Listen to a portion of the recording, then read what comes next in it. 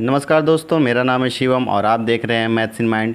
दोस्तों आज हम लेकर के आए हैं द्विघात समीकरण को सॉल्व करने के ट्रिक। दोस्तों द्विघात समीकरण आजकल पेपर में हर जगह आ जाता है। जैसे हम जब भी अलजेब्रा को सॉल्व करते हैं तो वहाँ पे भी हम द्विघात समीकरण को देखते हैं, और जैसे ट्रिग्नोमेट्री के रूप में भी हम देख पाते हैं उसे भी।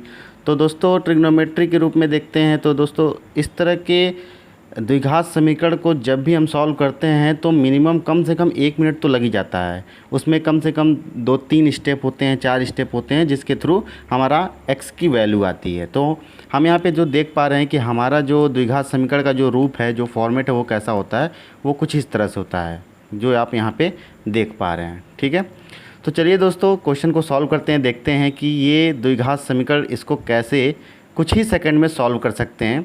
तो चलिए शुरू करते हैं आज का जो हमारा क्वेश्चन है। क्वेश्चन से पहले दोस्तों ये जो फॉर्मेट हम देख पा रहे हैं, ये फॉर्मेट है कि हम जब भी देखते हैं अपने द्विघात समीकरण को तो हमारा द्विघात समीकरण इसी फॉर्म में दिखता है, जैसे ax² + bx + c = 0, जहाँ पे सिर्फ़ और सिर्फ वेरिएबल एक ही होंगे, जैसे x, और यहाँ पे a है, a की जगह कुछ भी हो सकता है, जैसे 1 2 3, b की जगह भी कुछ, b एक नंबर है, c एक नंबर है, कोई भी नंबर हो सकता है। ठीक है, तो इस तरह के होते हैं। जहाँ पे हम देख पा रहे हैं यहाँ पे साइन प्लस है, इस तरह से यहाँ पे sign plus minus, minus plus, minus minus. तो दोस्तों इस तरह के क्वेश्चन को सॉल्व करने के लिए सबसे पहले हमें क्या करना है, सबसे पहले हमें कांस्टेंट टर्म को पकड़ना है। जैसे यहाँ पे हम देख पा रहे हैं हमारा कांस्टेंट टर्म यहाँ पे c है, और c है तो c के पास हमारे पास यहाँ पे क्या है, प्लस है, और यहाँ पे x, ये क्या है, b है x का कोफिशिएंट, तो b है x का कोफिशिएंट, और इस b का जो साइन है यानी ये प्लस। तो इन्हीं साइंस के मदद से, इन्हीं साइन के हेल्प से हम यहाँ पे x की वैल्यू को तुरंत फाइंड कर सकते हैं। तो उससे पहले हमें यहाँ पे ये समझना है कि ये प्लस का साइन हमें क्या बताता है। ये प्लस का साइन और ये प्लस का साइन, यहाँ पे हम देख पा रहे हैं ये प्लस का साइन और ये माइनस का साइन, तो ये हमें क्या बताते हैं। दोस्तों इसको क्वेश्चन को चलिए अपने हिसाब से सॉल्व करते हैं।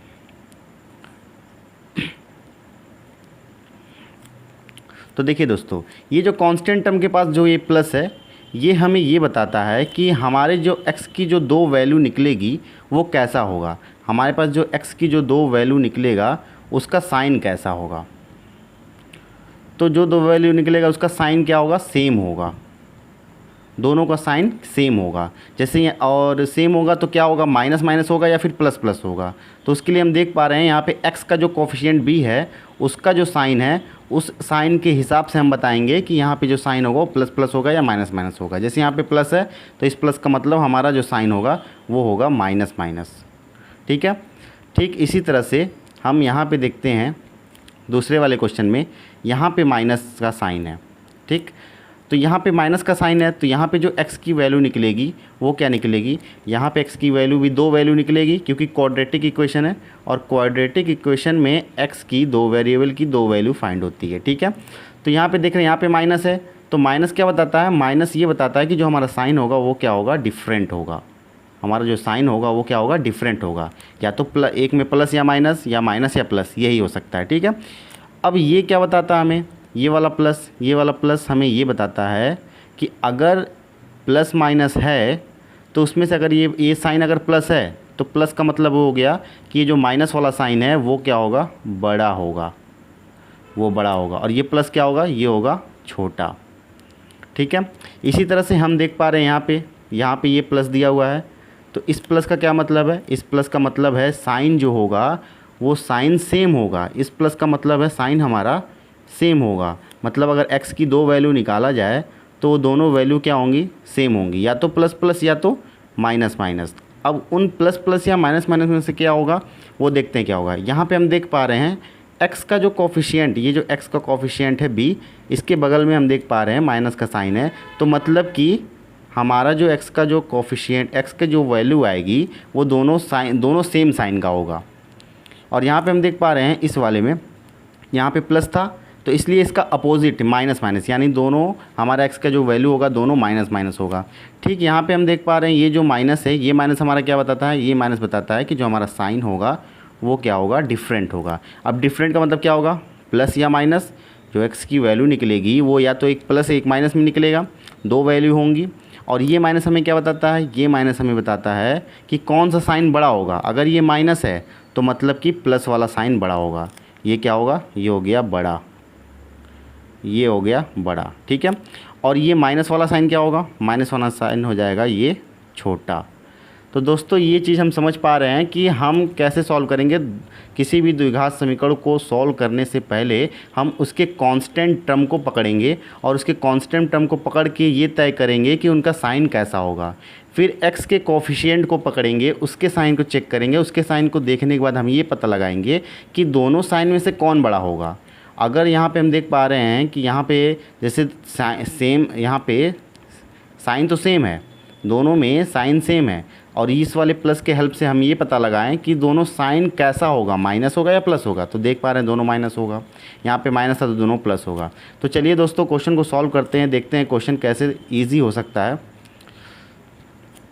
दोस्तों जैसे यहाँ पे हम क्वेश्चन देख पा रहे हैं, पहला क्वेश्चन दिया हुआ है कि 2x² + 11x - 21 = 0। इस क्वेश्चन को करने से पहले हम द्विघात समीकरण को जब भी सॉल्व करते हैं तो उसमें एक प्रोसेस होता है। वो प्रोसेस ये होता है कि जैसे x² का जो कोफिशिएंट है, x² का कोफिशिएंट यानी 2, इस 2 का मल्टीप्लाई हम करेंगे 21 में, यानी कांस्टेंट टर्म में। ये हमारा कांस्टेंट टर्म है।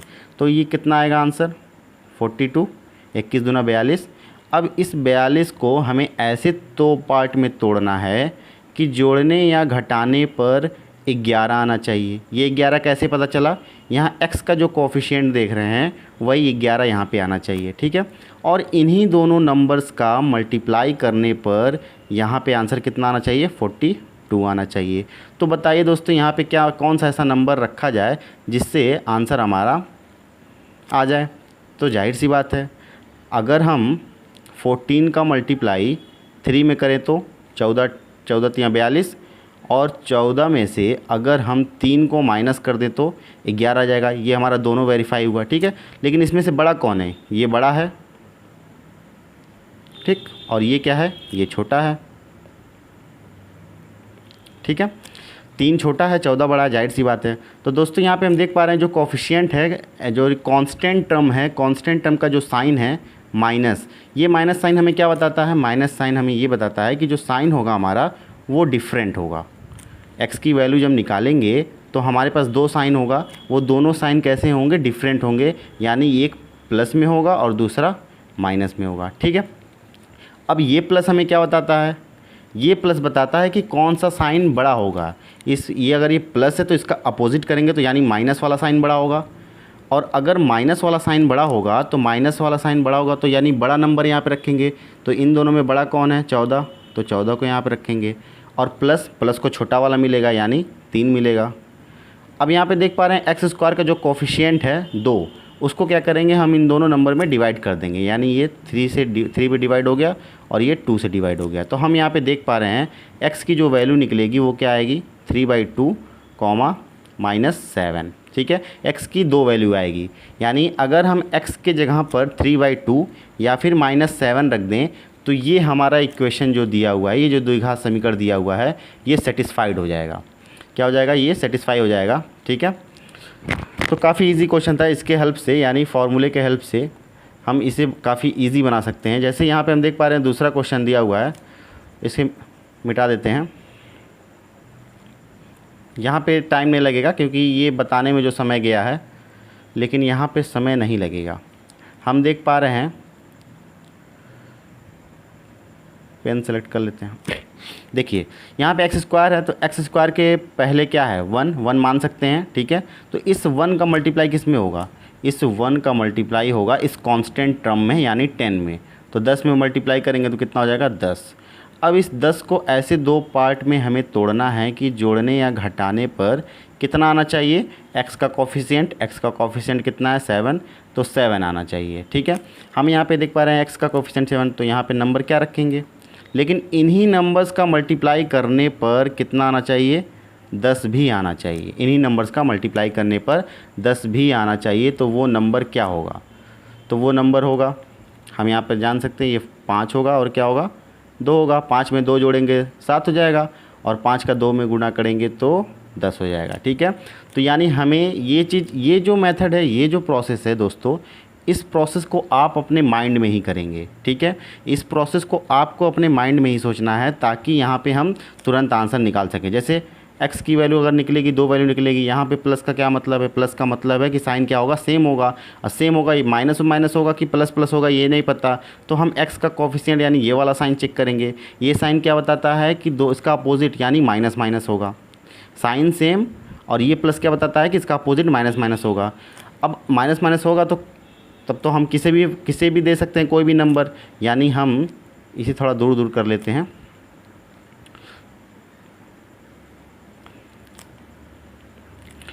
यानी दोनों साइन सेम होगा, माइनस माइनस होगा, क्योंकि ये प्लस है इसलिए माइनस माइनस होगा इसका अपोजिट। तो यहाँ पे किसी भी एक को 5 दे दिया जाए, किसी भी एक को 2 दे दिया जाए। अब यहाँ पे x स्क्वायर का जो कोफिशिएंट है 1, इससे डिवाइड कर दिया जाए तो हम देख पा रहे हैं x की जो वैल्यू आ रही है वो क्या आ रहा है, -5, -2। तो यहाँ पे हम देख पा रहे हैं कि x के जगह पे अगर -5 रख दिया जाए या फिर -2 रख दिया जाए तो ये इक्वेशन हमारा सेटिस्फाइड हो जाएगा। तो दोस्तों इस क्वाड्रेटिक इक्वेशन को सॉल्व करने का काफ़ी अच्छा तरीका है कि इस तरह से साइन को चेक करके आसानी से बना सकते हैं।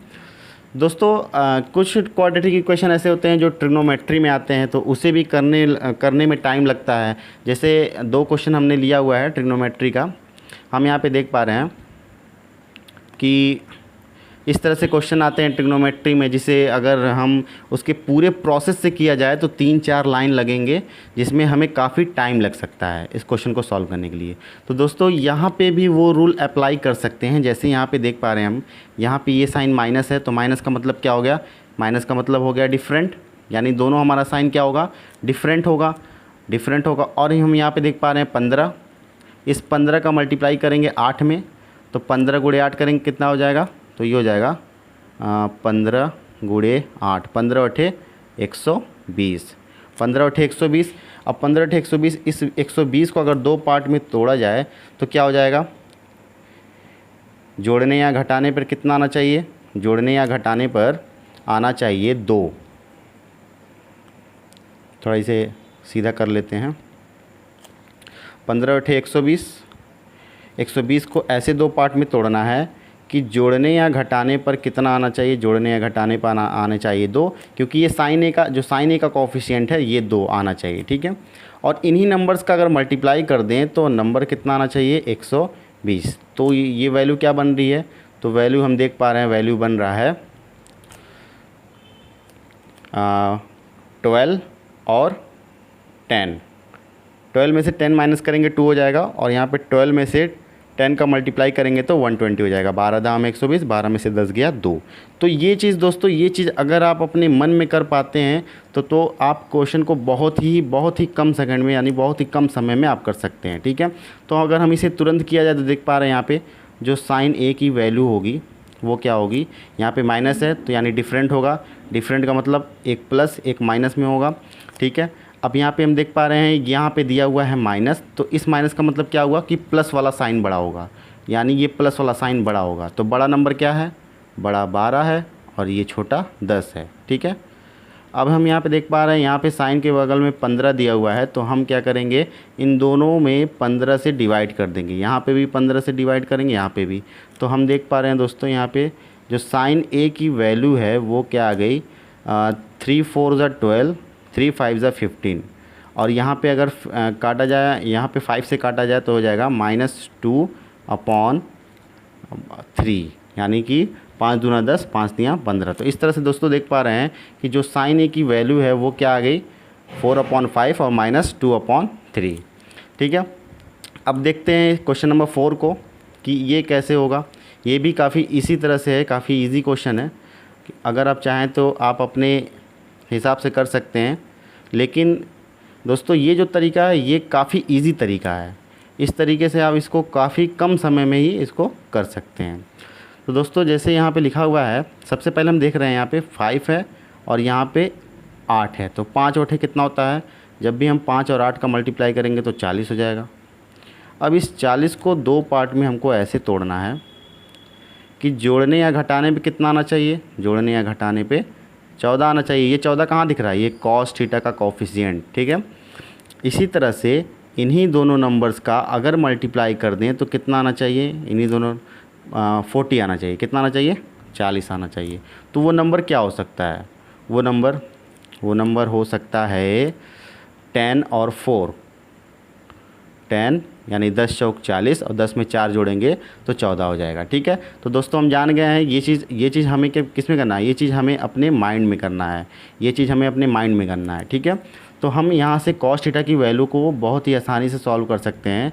अगर हम यहाँ से कॉस थीटा की वैल्यू को फाइंड करें तो cos theta is equal to, दोस्तों यहाँ पे देख पा रहे हैं ये साइन कैसा दिया हुआ है, कांस्टेंट टर्म का जो साइन है वो प्लस है। तो ये प्लस हमें क्या बताता है, प्लस हमें ये बताता है कि जो साइन होगा वो क्या होगा, वो होगा सेम साइन होगा। अब अगर सेम साइन होगा तो या तो माइनस माइनस होगा या प्लस प्लस होगा। ये हमें कैसे पता चलेगा, ये पता चलेगा कि ये कॉस थीटा का जो कोफिशिएंट है वो उसका साइन कैसा है। अगर ये माइनस है तो दोनों साइन हमारे कैसे होंगे, प्लस और प्लस होंगे। ठीक है, तो हम देख पा रहे हैं अब प्लस प्लस होंगे तो हमारे पास नंबर भी है और साइन भी है। तो एक हो गया 10 और एक हो गया 4। अब हम क्या करेंगे, कॉस स्क्वायर थीटा का जो कोफिशिएंट है यानी 5 उसको डिवाइड कर देंगे। तो ये हो गया, डिवाइड कर दिए। तो यहाँ से दोस्तों कॉस थीटा की जो वैल्यू आ गई, cos theta is equal to, एक आ गया 2 और एक आ गया 4/5। तो इस तरह से कॉस थीटा की वैल्यू आ गई। तो दोस्तों हम इस तरह से सॉल्व करके हम वो 2-3 स्टेप को कम कर सकते हैं, रिड्यूस कर सकते हैं, टाइम को अपने बचा सकते हैं। तो इस तरह के क्वेश्चन एग्ज़ाम में कभी कभी बन जाते हैं जिसको सॉल्व करने में हमें टाइम लग जाता है। तो दोस्तों अगर आपको हमारी वीडियो पसंद आ रही हो तो प्लीज़ लाइक और सब्सक्राइब करें और हमें सपोर्ट करें ताकि हम और भी नए नए इंटरेस्टिंग वीडियो आपके सामने लाते रहें। Okay, thank you.